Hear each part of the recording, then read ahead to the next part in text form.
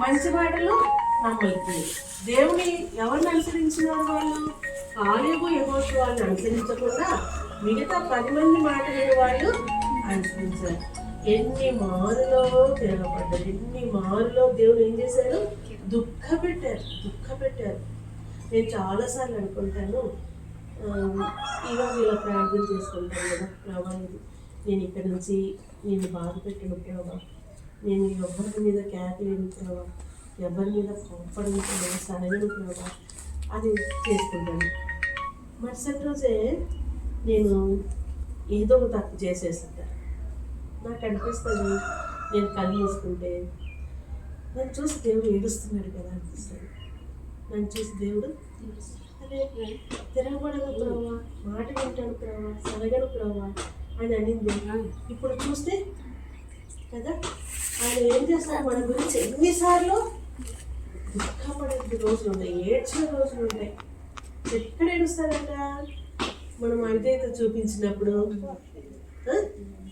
ఎక్కడ ఏడుస్తాడు? ఇర్మియా గ్రంథం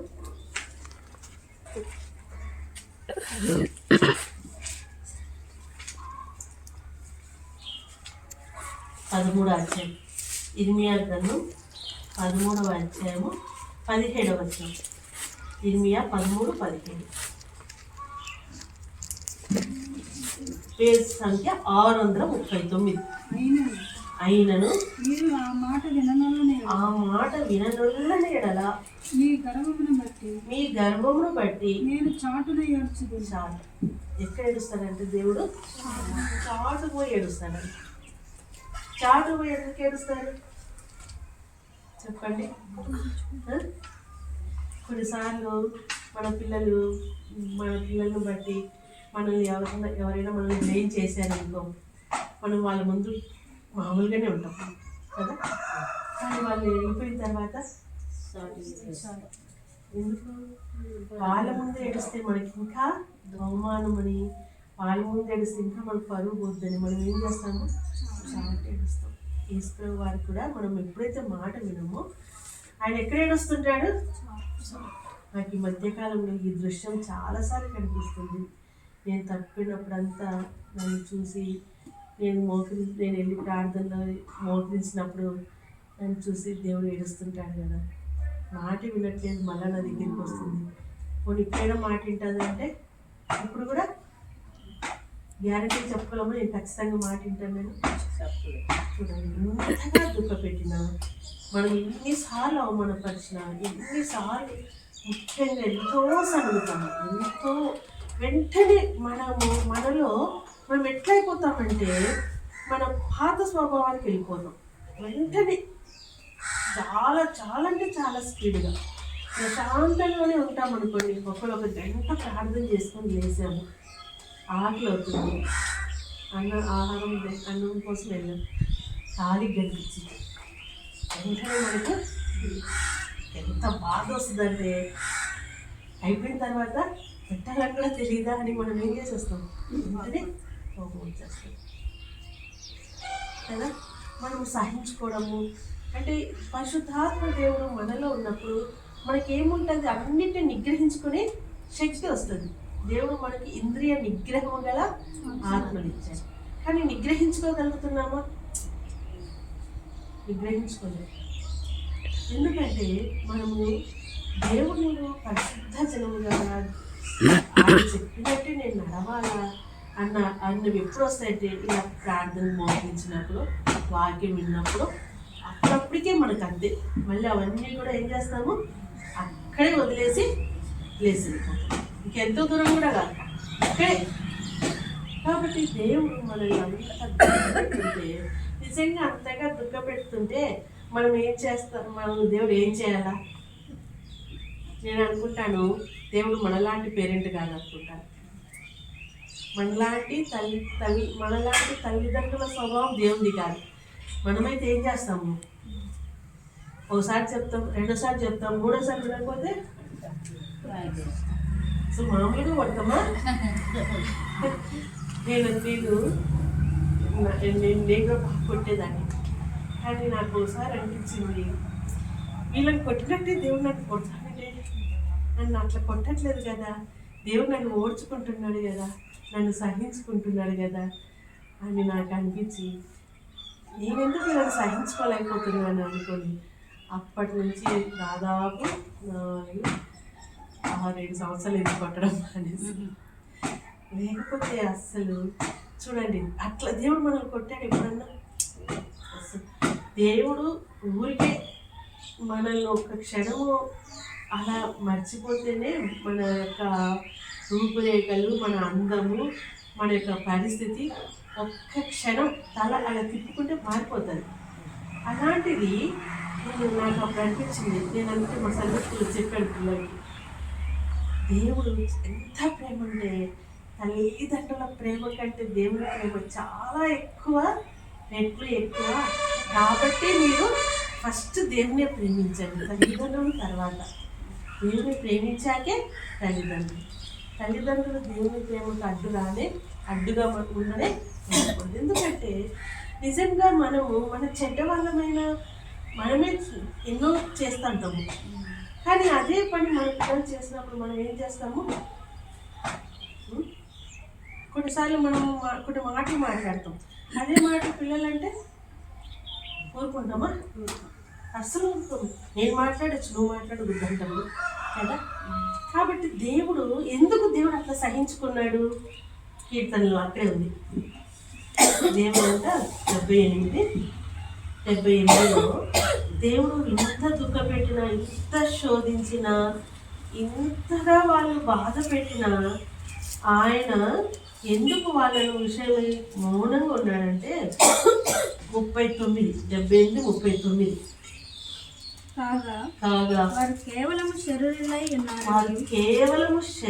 ఉన్నారని విసరి వెళ్ళి మరలి రాని గాలి వలెనున్నారని ఆయన జ్ఞాపకం చేసుకునేను. చూడండి, ఎందుకు మనం మాట వినకపోయినా దేవుడు మనం సహించుకుంటున్నాడంటే కొన్ని విషయాలు దేవునికి లోబడకపోతే అవి చాలా మరలా లోబడడానికి కూడా అవకాశం లేని పరిస్థితి. నా జీవితంలో నేను మామూలుగా ఈవినింగ్స్ అలా టైంలో ఒకదాన్ని సువార్త చెప్పడానికి వెళ్తాను. ఇట్లా ఎవరికొకరికి లేదా ఒక వీధిలోకి అలా చెప్పేసి వస్తాను. ఒకసారి నేను అట్లా రిటర్న్ అయ్యి వచ్చేటప్పుడు మా వీధి టర్నింగ్లో ఒక ఆయన ముసలాయన నిలబడుకొని ఉన్నారు. ఆమె మందిరానికి వచ్చేది. అయితే ఆమె చాలా కాలం ఇది 2-3 సంవత్సరాలు అయింది చనిపోయింది. ఆయన నిలబడుకుంటే నాకు దేవుడు ఆయనకు వాక్యం చెప్పు, ఆయన స్వార్థ చెప్పు అని దేవుడు అది ప్రేరేపిస్తుంది. కానీ నేనేమనుకున్నాను, ఆయన ఎప్పుడు నేను మాట్లాడలేదు కదా. అందులోనూ ఆమె చనిపోయిన తర్వాత ఆయన వాళ్ళ కొడుకును కూడా మాన్పించేశాడు మందిరం రావడంలా. ఇంకా వీళ్ళు చెప్పినా వినరు కదా. అసలు కనీసము కరపత్రిక ఇస్తే కూడా తీసుకుంటాడో లేదో వద్దులే అని నేను ఆయన దాటుకొని వెళ్ళిపోతున్నాను. నాకేమో దేవుడు చెప్పని లోపల ప్రేరణ వస్తుంది. కానీ నేను వెళ్ళిపోయాను. వద్దులేనది నేను ఎప్పుడు మాట్లాడలేదు. అందులో అది ఇటొక వీధి, ఇదొక వీధి, 3 వీధుల దగ్గర నిలబడ్డాను. ఇక్కడ నేను నిలబడి ఏం చెప్పలేదే, నేను ఎప్పుడు మాట్లాడలేదని నేను వెళ్ళిపోయాను. తర్వాత 2 రోజులకే చెప్పారనమాట ఆయన చనిపోయాడని. చూడండి, ఇంకా మళ్ళీ నేను ఇంకా లోపల ఏమైనా చేసేది ఉందా? ఇలాగ మనం ఎన్నిసార్లు దేవుని యొక్క మాటలు, దేవుని యొక్క ప్రేరేపణలు అమలు చేసుకొని కూడా మనం ఏం చేస్తా ఉంటాము? వదిలేసి వెళ్ళిపోతాము. అట్లా ఎంతమంది నశించి నరకాగ్నికి వెళ్ళిపోయారో మనకు తెలియదు. అయ్యో వీళ్ళకి చెప్పింటే బాగుంటుంది, దేవుడు ఆ రోజు చెప్పమన్నాడు, కానీ ప్రభా ఇంకొక అవకాశం ఇవ్వు అని అడగడానికి కూడా లేదు అక్కడ. అంతే కదా. మా వీధిలో ఇంకొక వీధిలో ఇంకొక ఆయన అట్లాగే సడన్గా చనిపోయారు. అప్పుడు నేను అనుకున్నాను, చాలామంది కోసం ప్రార్థన చేశాను, కానీ ఈయన గురించి నాకు ఎప్పుడు ప్రార్థన చేసినట్టు గుర్తులేదు అని చెప్పి ఆ రోజు ప్రభా ఏమైనా కానీ నువ్వు నాకు సహాయం చేయని చెప్పేసి మా వీధిలో ఉండే అన్నింటికీ స్వార్థ చేసేసాను. కానీ ఇక్కడ మాత్రం నేనేం చేశాను అంటే ఆయనకు మళ్ళా సువార్త చెప్పే అవకాశం. అట్లాగా అంటే ఎన్నో విషయాల్లో మనం ఏం చేస్తాము, తిరగబడ్డం అంటే అదే. తిరగబడ్డం అంటే మనం ఏది విగరస్గా, మన పిల్లలు కేర్లెస్గా అలా ఇప్పుడు చెప్పిన మాట వినకుండా సైలెంట్గా పోయినా కానీ అదేంటి ఏమంటాము, చేప చుట్టినైనా అన్నారు, ఏం మాట్లాడలేదు, కాము వెళ్ళిపోయినట్టు చుట్టకుండా. అంటే అది లోబడినట్ట, తిరుగుబాటు చేసినట్ట, నోటితో ఏం పలకలేదు, అంతే క్రియల్లో చూపించేశారు. అట్లాగా మనము కూడా ఎన్నో విషయాలు కొన్ని దేవునితో గట్టిగా ఎదురాడలేదేమో, కానీ ఆయన చెప్పింది చేయకుండా మన దాన్ని మనము అయినప్పటికీ కూడా ఈరోజు వచ్చామంటే దేవుడు మనల్ని ఏం జ్ఞాపకం చేస్తున్నాడు, వీళ్ళు కేవలము శరీరులు, వీళ్ళు కేవలము శరీరులు. ఆ తలంపే కదా దేవునికి లేకుండా ఉంటే మనం చేసిన తిరుగుబాటులకు దేవుడు మనల్ని శిక్షిస్తానే ఉండింటే అసలు మన అవయవాలన్నీ ఏమైపోయాడు, మన అవయవాలన్నీ ఒక్క అవయవం కూడా పనిచేసేది కాదండి, లేదా మనము అసలు భూమి మీదే ఉండేవాళ్ళము కాదు. కాబట్టి దేవుని ఉన్నతమైన తలంపులు మనం ఎరిగి కూడా ఎన్నిసార్లు దేవుడు ఏం చేస్తున్నాము, దుఃఖపెడుతున్నాం, మనము ఆయాసపడిపోతున్నాం, సనుగుతున్నాము, విసుక్కుంటున్నాము. ఇవన్నీ కూడా శరీర కార్యాలన్నీ కూడా మనలో ప్రస్ఫుటంగా కనిపించేస్తున్నాయి. కాబట్టి దాన్ని బట్టి దేవుడు ఏం చేస్తున్నాడు, సాధన పరిశుద్ధ జనముగా దేవుడు మనల్ని ఏర్పాటు చేసుకుంటే మనం ఏమైపోతున్నామంటే, అసలు దేవుడు మనకు పెట్టిన పేరు కూడా ఏంటి, పరిశుద్ధుడు కదా. యెషయా గ్రంథంలో మాట ఉంటుంది, యెరూషలేములో దాఖలైన ప్రతి వారికి పరిశుద్ధుడు అని పేరు. ఎవరైనా ఈ పేరు పెడతారా, పరిశుద్ధుడు అని ఎన్నో పేర్లు పెడతారు అంతే, కానీ పరిశుద్ధుడు అని పేరు ఎవరైనా పెడతారా, కానీ దేవుడు పెట్టాడు మనం. కాబట్టి ఆ దేవుని మనము ఎంత బాధిస్తున్నామో, ఎంత దుఃఖపెట్టామో, నిజంగా మన లోపల హృదయంలో రావాలి బాధ, పైకి బాధ కాదు. చాలామంది పైకి ఏడుస్తారు కానీ ఏం మార్పు ఉండదు. కానీ దుఃఖం అనేది ఎక్కడ రావాలా, హృదయంలో పశ్చాత్తాపం పడాలి. అయ్యో నేను నిన్ను చాలా బాధ చెప్తున్నాను, ఎన్నో విషయాలు సనుగుతున్నాను, పరిశుద్ధంగా నేను జీవించడం లేదు, నా కన్నులు ఎన్నో విషయాలను చూస్తున్నాయి, నేను ఎన్నో విషయాలు నీ మాట వినటం లేదు కదా. ఇంకా మనం చేసే అది పెద్ద తప్పు ఏంటంటే సమయాన్ని బాగా వేస్ట్ చేస్తా ఉంటాం కదా. దేవుని ప్రజలు దేవుడు చివరి దినాలు ఇచ్చిన ఆజ్ఞ ఏంటంటే సమయమును పోనీయక, కానీ మనము ఎంతో సమయాన్ని ఊరికే ఉంటాం, 1 గంట అయినా సరే ఖాళీగా ఏ పని చేయకుండా ఎవరితో మాట్లాడుకునే వాళ్ళు కూర్చోని చూస్తాను ఊరికి. అలాగే ఎంతో సమయాన్ని మనం ఏం చేస్తున్నాము, దేవుని మాట ధిక్కరిస్తున్నామో లేదా. కాబట్టి ఎక్కడెక్కడ తప్పిపోతున్నామో, దేవుడేమో మన విషయంలో ఎంతో ఒక రాజ్యముగా, రాజులుగా, ఇంగ్లీష్ బైబిల్లో చూస్తే రాజులుగా అని ఉంటారు. రాజులు ఎప్పుడు కూడా ఖాళీగా ఉంటారు, వాళ్ళు చాలా పని కలిగి ఉంటారు, తమ యొక్క రాజ్యము బలముగా స్థాపించబడ్డారు. కాబట్టి దేవుని ప్రజలముగా మనము దేవుని రాజ్యము ఈ భూమి మీద బలముగా స్థాపించబడాలా, విస్తరించాలా. దినాలు చూస్తే ఎట్లాగున్నాయి, అపవాది రాజ్యము ప్రబలమైపోతుంది, అపవాది అనుచరులు చాలా వేగముగా పనిచేస్తున్నారు. కాబట్టి మనల్ని దేవుడు రాజులుగా చేసి మనం ఏలుబడి చేయాలి. కానీ మనం ఏలుబడి చేయగలుగుతున్నామా, అసలు మనము ఏమైపోయినాము, దాసులం అయిపోయినాం. రాజులుగా దేవుడు మనల్ని చేస్తే మనం ఏమైపోయాము, దాసులం అయిపోయి అడ్జస్ట్ అయిపోతున్నాం. సువార్త ధైర్యంగా చెప్పగలిగే ధైర్యం ఉందా మనకి? అదే మన పూర్వీకుల దినాలలో పుష్కరాల టైంలో చెప్పిన వాళ్ళు ఉన్నారు. మా దగ్గర ఒక ఆయన ఉండేవాళ్ళు, జాతర అని జరుగుతుంది, ఇక్కడ కూడా జాతర అంటారు కదా. జాతరలో ఆ ప్లేస్కి వెళ్ళి ఇదిగో మీరు చేస్తున్న పలాన్ని దేవత వాళ్ళు బ్రతికినంతకాలం ఎలా బ్రతికారు, రాజులుగానే బ్రతికారు. ఇప్పుడైతే అసలు మనము అక్కడ కాదు, అసలు ఆ పండుగ రోజు మనం సువార్త చెప్పాలన్నా మనమే చూడలేదు. కాబట్టి రాజులుగా ఉండవలసిన మనము ఏమైపోయినాము, రాజులం అయిపోయినాము. అందుకే అపవాది రాజ్యం బాగా బలంగా పనిచేస్తున్నాడు. ఎంత బలంగా పనిచేస్తున్నాడు? మన స్థలంలోకి వచ్చి మన కార్యక్రమాలను ఆపేంత శక్తి వాడికి ఇచ్చేసాము. వాళ్ళ స్థలంలోకి మనం వెళ్తే కాదు, ఇప్పుడు మన స్థలంలోకి వాడే వచ్చి అయిపోతున్నాము. మనం ఆయన ఎంతోగానో శోధించి ఆయన బాధిస్తున్న కారణాన ఆయన మన విషయం ఎంతో దుఃఖం చెప్తున్నారు. కాబట్టి మనం రాజులుగా దేవుడు మనం ఏర్పాటు చేసుకుంటే ఆయన రాజ్యం కిందికి రాకుండా మనం ఏం చేస్తున్నాము? మన ఇష్టానుసారంగా ఉండడం వల్ల ఈ దినాన్ని మనము ఈ స్థితి, ఈ కండిషన్, ఈ యొక్క ఆత్మీయంగా ఇంత దిగజారిపోవడానికి, మనం భయంతో జీవించడానికి కారణం ఏంటంటే మన పాపం. ఇశ్రాయేలు ప్రజలు రాజులుగా ఉండవలసిన వాళ్ళు ఎంత దాసత్వం కిందికి వచ్చినారో మనకు తెలిసి భయంలో అంతే కదా వాళ్ళు. కాబట్టి ఈ దినాన్ని దేవుడికి మనం పశ్చాత్తాపాలని, ప్రభావ నా ఎడల నీకు కలిగితనం ఎంతో ఉన్నతమైనవి, కానీ వాటన్నిటిని నేను పాడు చేసుకుంటున్నాను.